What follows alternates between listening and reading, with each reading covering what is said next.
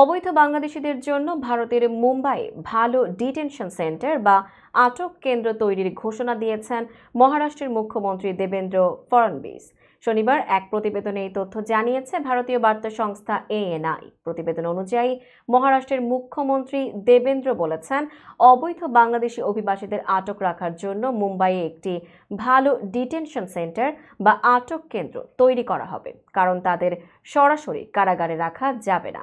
তিনি বলেন, সাম্প্রতিক সময়ে আমরা দেখেছি যে অনেক বাংলাদেশি মাদকের মামলায়, অবৈধ অনুপ্রবেশের মামলায় গ্রেপ্তার হওয়ার পাশাপাশি অবৈধভাবে ভারতে বসবাসের জন্য গ্রেপ্তার হচ্ছেন।